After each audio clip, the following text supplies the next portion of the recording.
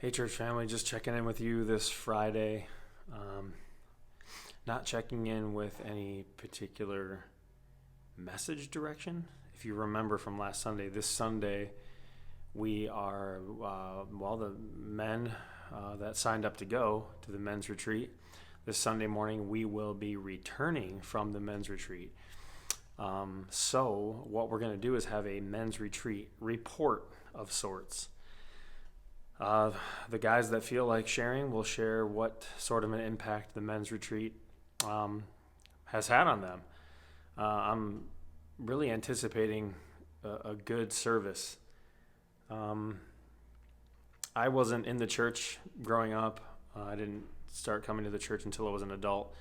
I've heard that there were many churches that did a lot of testimony time and kind of spontaneous sharing of things, and I know that has been talked about from others in the past as something that they missed. So consider it one of those times. You know, we're going to be sharing about our experiences, not necessarily the fun that we were having. What I'm looking forward to is just hearing how the Lord has been working in their lives this weekend. So prepare for that. This Sunday is going to be a report from the men's retreat. But I want to encourage you this week. I'm going to be looking at John 9 going forward. So when we return in 2 weeks to our Lenses series, we're going to be in John chapter 9. Now, I want to talk about the whole chapter, so I don't know if this message is going to be broken up into 2 different sections or 3.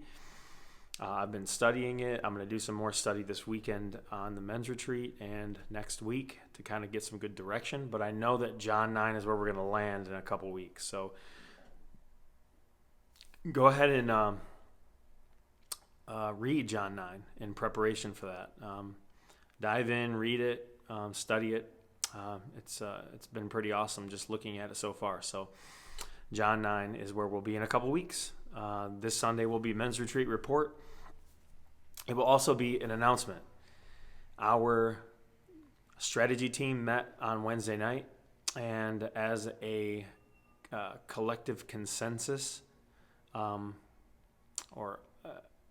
a collective consensus, our strategy team wants to move back to a much more full in-person gathering. What does that mean? That means we are looking at bringing back children's church during the regular worship hour, at least 2 Sundays a month, but we will see how the children's ministry team responds.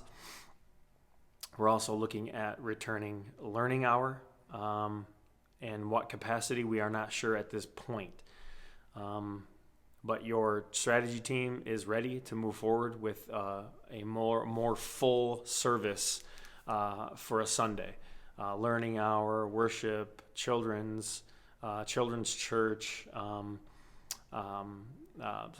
learning hour is another word for Sunday school. So what that means is that we need our volunteers. If we are going to move forward with a fuller in-person gathering, we need our Sunday school learning hour teachers. We need our child care workers, most importantly. Some of our families haven't been coming because of the little ones can't stay still during service. I totally get that. I remember that time with our kids. I know it's difficult. And so in order for them to be here, they need child care, and we want to provide that. So we are reaching out to our volunteers and our teachers and our leaders that have in the past served, but potentially if you haven't been serving here in TRNAS, or maybe you're new, this may be something that you can plug into. We're looking for people to volunteer so that we can move forward in a more full capacity. We can't move forward in a more full capacity if we don't have the volunteers to do so. So it's a shout out, I guess, to you to pray. If you've been a volunteer before, pray about how your role should be going forward.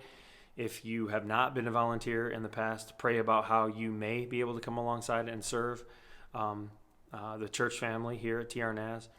But we're looking to add seats to the sanctuary. We're looking to build and grow and We don't have a timetable set. We're looking at the first part of November to really call it a return. But it's going to depend on how our teachers and volunteers respond to coming back. Some people aren't comfortable coming back yet, and that's totally fine. We're going to continue to have church online. We're going to continue to grow that ministry, hoping to make some changes that kind of bring a more complete, more completeness to that experience of being online church.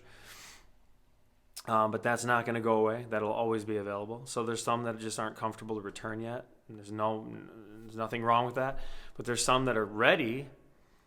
We just need things in place here to be able to do so. And so that's what we're doing. We're going to be moving forward with how to make that happen in the next 4 Sundays.